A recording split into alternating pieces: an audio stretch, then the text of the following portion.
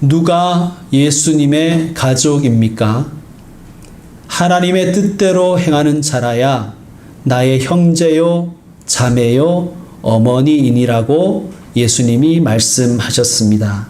이것이 지난 시간 마가복음 3장의 마지막 부분의 내용입니다.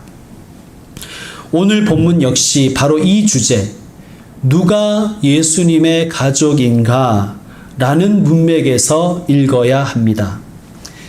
하나님의 뜻대로 행하는 자가 예수님의 가족이라는 그 말씀을 진지하게 들은 사람은 마땅히 이 질문을 던질 것입니다. 그렇다면 나는 예수님의 가족일까? 또는 예수님의 가족은 많을까 적을까? 두 번째 질문부터 풀어가 보겠습니다. 하나님의 뜻대로 행하는 자, 즉 예수님의 가족이 많을까요? 적을까요? 마태복음 7장에서 예수님 이렇게 말씀하셨죠. 좁은 문으로 들어가라. 멸망으로 인도하는 문은 크고 그 길이 넓어 그리로 들어가는 자가 많고 생명으로 인도하는 문은 좁고 길이 협착하여 찾는 자가 적음이라. 아멘. 멸망으로 인도하는 문이 있습니다. 생명으로 인도하는 문이 있습니다. 하나님의 뜻은 우리를 생명으로 인도하는 문입니다. 그런데 그 길을 찾는 사람은 적다고 말씀하셨습니다. 오늘 예수님의 비유에도 4종류의 땅이 등장하지요. 그 중에서 하나뿐인, 오직 하나만이 좋은 땅이었습니다. 4분의 1의 확률입니다. 그러면 어떻게 해야 될까요? 씨 뿌리는 자가 잘 알아서 뿌려야 되겠죠? 좋은 땅은 하나뿐이니까, 확률은 25%니까 잘 보고 뿌리셔야 됩니다. 라고 설교의 주제를 잡는다면 이것은 바른 메시지일까요? 물론 전도를 강조하는 설교라면 그렇게 결론이 날 수도 있겠습니다.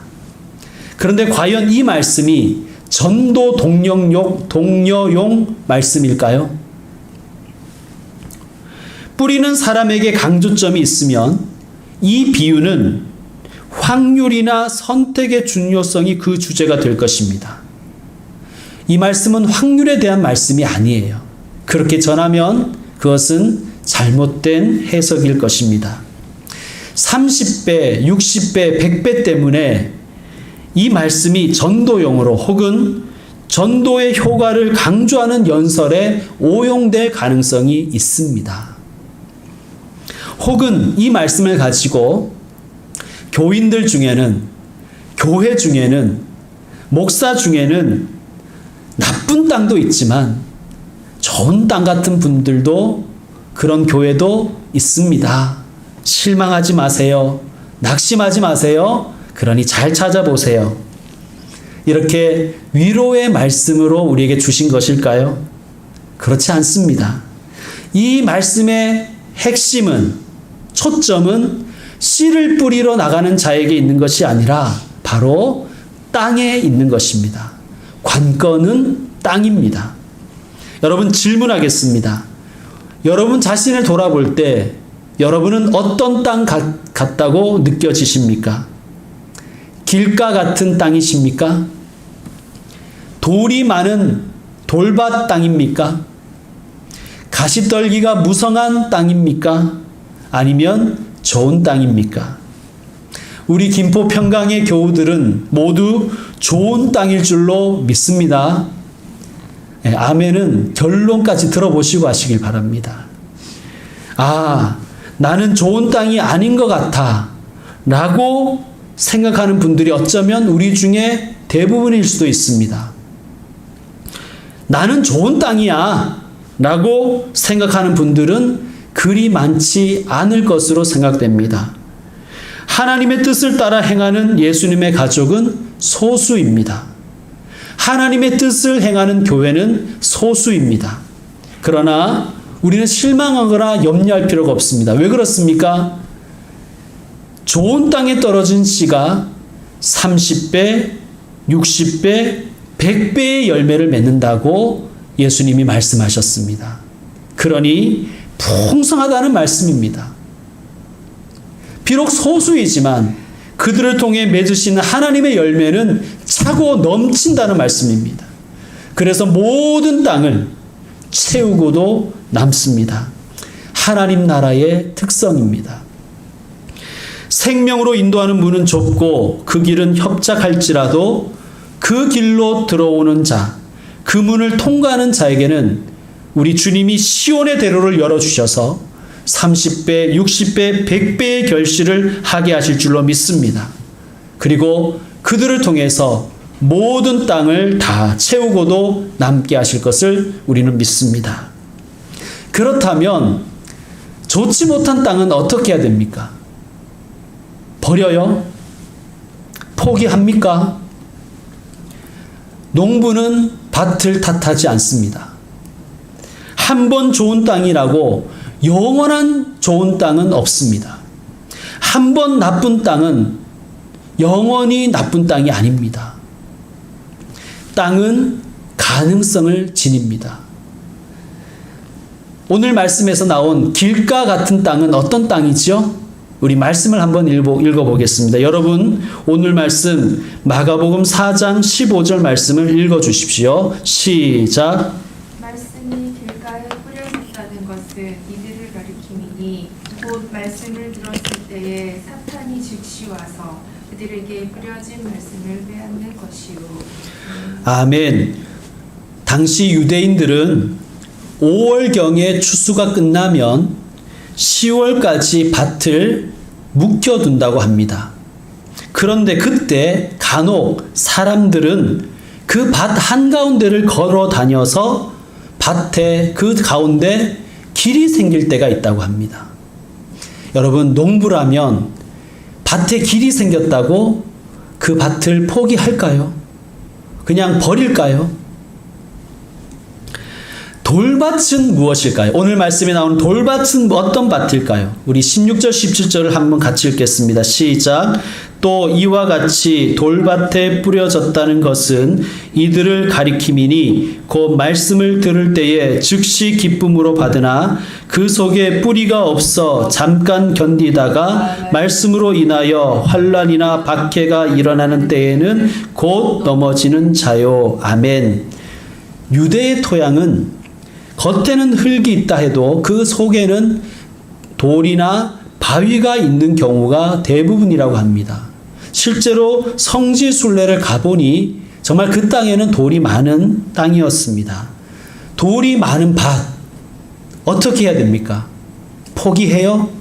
그냥 버려요? 가시떨기가 무성한 밭은 어떤 밭일까요? 18절, 19절 읽어보겠습니다. 또 어떤 이는 가시떨기에 뿌려진 자니 이들은 말씀을 듣기는 하되 세상의 염려와 재물의 유혹과 기타 욕심이 들어와 말씀을 막아 결실하지 못하게 되는 자요. 아멘. 유대인들은 추수가 끝나고 10월까지 휴경기에 유대는 건기에 들어가는데 이때 가시덤불이 무성하게 자란다고 합니다. 여러분, 휴경기에 가시덤불이 무성해진 밭 버립니까? 포기해 버립니까? 여러분, 우리들 중에도 길가와 같은 사람이 있습니다. 말씀이 뿌리 내리기 어려운 사람이지요. 말씀이 그대로 받아들여지지 않고 믿어지지 않는 거예요. 그것은 예수님이 이렇게 표현하셨습니다. 사탄 마귀가 그 마음에 뿌려진 씨앗을 빼앗아 가기 때문이다. 여러분, 우리에게 믿음 주신 것, 말씀이 믿어지는 것 하나님의 은혜인 줄로 믿습니다. 믿음도 선물입니다. 돌밭 같은 상태의 사람도 있어요. 말씀을 들을 때는 즉시 반응을 해요. 기쁨으로.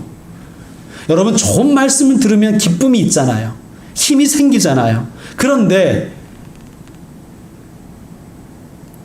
말씀대로 살아내지를 못하는 거예요. 특히 환난이나 박해의 폭풍이 불면 뿌리가 깊지 못하기 때문에 쓰러지고 말라버립니다. 코로나19가 재확산되고 있는 이 위기에 중심에 한국교회가 있다 보니 교회를 향한 비난과 조롱이 극심합니다. 그래서 신앙을 버리는 이들이 많이 생길까봐 저는 무척 걱정이 됩니다. 가시떨기 같은 상태의 사람들도 있지요. 가시덤불은 식물의 생장을 막습니다. 상하게 합니다. 기운을 빼앗아 가요. 세상의 염려와 재물의 유혹, 기타 욕심이 바로 가시덤불이라고 예수님이 말씀하셨습니다. 사회적 거리두기 강화에 협조하기 위해서 비대면 예배로만 예배 드리고 있습니다. 저는 여러분이 걱정입니다. 저와 여러분이 걱정이에요. 나태함에 빠질까봐 걱정입니다. 일단 편하잖아요. 형제 자매 여러분, 나태함의 가시덤불을 제거하십시오. 나태함도 유혹과 욕심의 가시덤불이 될 수 있습니다. 자, 길가, 돌밭, 가시덤불이 많은 땅. 나쁜 땅은 영원히 나쁜 땅일까요? 반대로 좋은 땅은 한 번 좋은 땅이면 영원히 좋은 땅일까요? 땅은 딱 고정입니까? 그렇지 않습니다, 여러분. 땅은 가능성을 지닙니다. 좋은 땅도 나쁜 땅이 될 가능성이 있습니다. 나쁜 땅도 좋은 땅이 될 가능성이 있는 거예요. 여러분, 좋은 땅에도 나쁜 땅이 될 가능성이 있습니다. 새가 날아들지 않는 땅이 있을까요? 여러분, 길가 같은 밭에만 새가 날아들지는 않습니다. 새가 싫어하는 토질이 어디 있겠습니까? 오히려 새는 열매가 많으면, 씨앗이 많으면 더 많이 날아들 것입니다. 그러므로 좋은 땅도 길가 같은 땅이 될 수가 있다는 말씀입니다. 여러분, 오늘 예배를 드리고 주님께 받은 은혜나 말씀의 감동이나 혹은 새로운 다짐이 우리에게 생길 때가 있어요. 그런데 그 은혜와 감동과 결심을 쪼아먹는 새가 집 안에도 있고 집 밖에도 있습니다. 여러분, 또한 모든 땅은 돌밭이 될 가능성이 있습니다. 우리는 천국에 사는 것이 아니라 하나님의 뜻이 아직 온전히 이루어지지 않은 이 악한 땅에 살고 있지 않습니까? 이 세상에서 예수님의 가족으로 산다는 것이 그리 만만치가 않습니다. 가치가 상충될 때가 많기 때문입니다. 여러분, 교회에 다닌다는 것이, 교인이라는 것이 요즘처럼 이렇게 부끄럽고 힘든 때가 있었습니까? 연약한 사람들이 믿음의 뿌리가 내리기가 어려운 이 환경에 우리가 있습니다. 이러다가 우리의 소중한 자녀들이 믿음을 잃어버릴까봐, 그리고 몇 년 후에 우리의 자녀들에게 믿음이 남아나지 않을까봐 우리가 무척 걱정이 됩니다. 여러분, 또한 모든 땅은 가시덤불이 무성하게 될 가능성이 있습니다.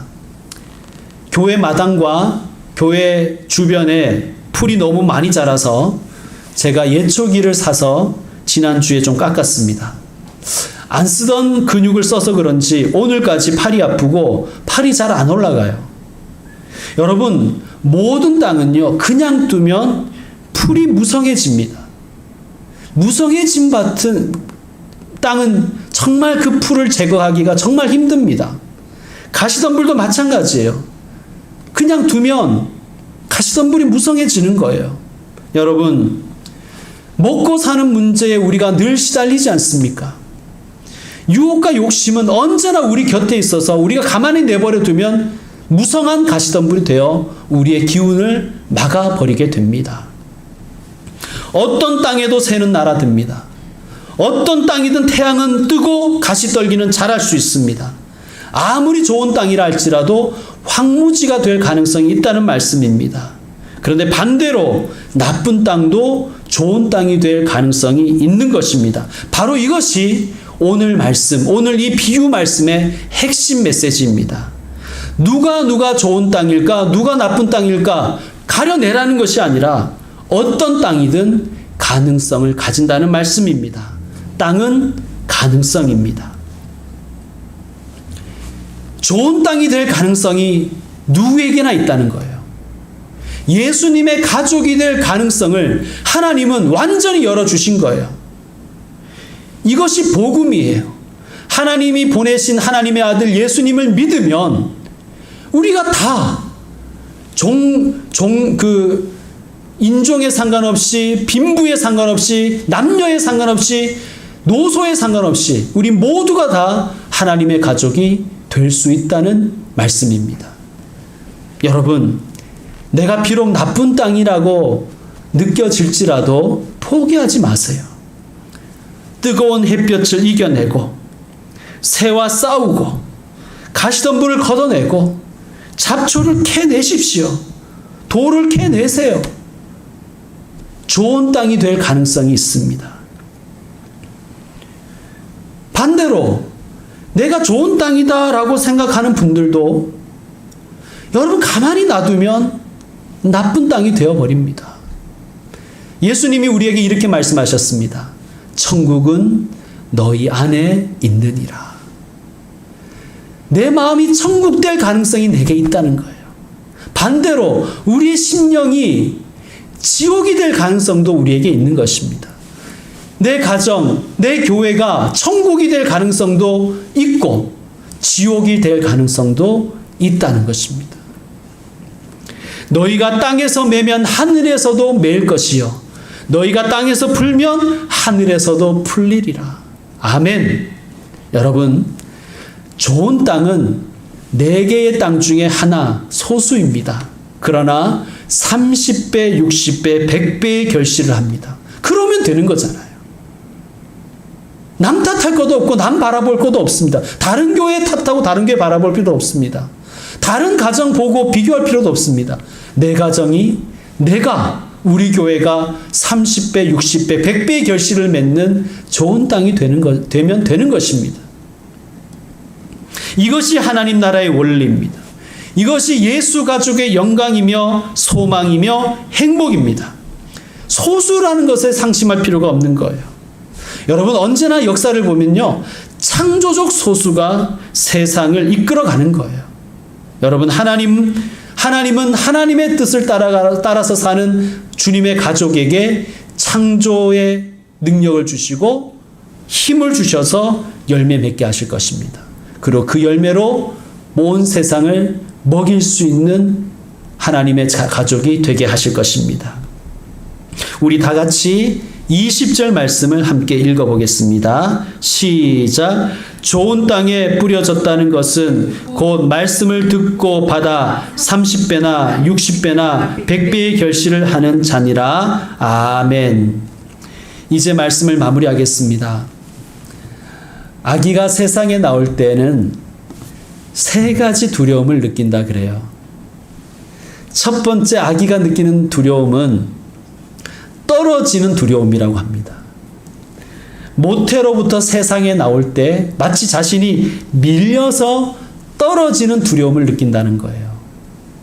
이 떨어지는 두려움은 사라지는 것이 아니라 우리에게 내재해서 성인이 되어가면서 실패나 뜻하지 않게 찾아오는 사고와 사건에 대한 두려움으로 우리에게 남아있다고 합니다. 두 번째로, 아기가 태어날 때 느끼는 두려움은 큰 소리에 대한 두려움이라고 합니다. 세상에 나오니 아주 자극적인 시끄러운 각종 소리들이 들려서 두려움을 느낀다는 거예요. 이 큰 소리에 대한 두려움은 여전히 우리 속에 남아서 어른이 되면서 비판이나 폭력 혹은 침범에 대한 두려움으로 우리에게 이어진다고 합니다. 세 번째, 아기가 출생해서 느끼는 두려움은 버려지는 두려움이라고 해요. 모태로부터 이탈되면서 더 이상 의지할 것이 없어지기 때문에 생기는 두려움입니다. 그런데 이 버려지는 두려움이 인간에게 내재된 최대의 두려움이라고 합니다.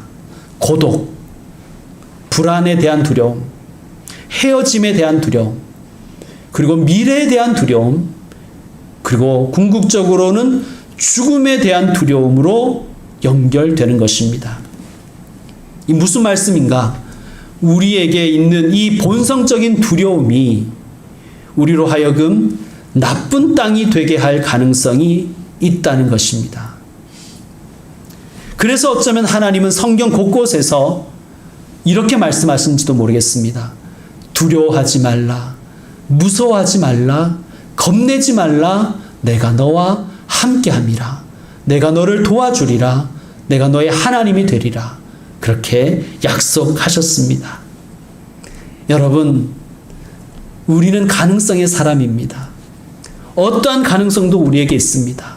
두려움에 빠져 살 가능성도 있고, 그래서 나쁜 땅이 될 가능성도 있고, 하나님의 말씀을 믿고 용기를 내서 담대하게 살아갈 가능성도 우리에게 있고, 그래서 좋은 땅이 될 가능성이 우리에게 있습니다. 여러분, 두려움에 빠지면 나쁜 땅이 되어버릴 것입니다. 그러나 하나님을 믿고 하나님을 따라 살아 하나님의 가족이 되면 좋은 땅이 될 가능성이 저와 여러분에게 있습니다. 마크 트웨인이라는 사람이 이런 말을 했습니다. 오늘 일어날 수 없는 일은 아무것도 없다. 오늘은 가능성이 있는 날입니다. 오늘은 무한한 가능성이 있습니다. 우리 인생은 무한한 가능성을 내포하고 있습니다. 성도 여러분, 형제 자매 여러분, 하나님을 믿으십시오. 하나님을 의지하십시오. 예수님을 영접하고 예수님을 믿으십시오. 예수님의 말씀을 듣고 아멘하여 반응하고 실천하십시오. 그럴 때 30배, 60배, 100배의 결실을 맺는 좋은 땅 되게 하실 것입니다. 이 믿음으로 이번 한 주를 또한 살아내시는 복된 저와 여러분 되시기를 축원드립니다. 아멘. 기도하겠습니다. 우리를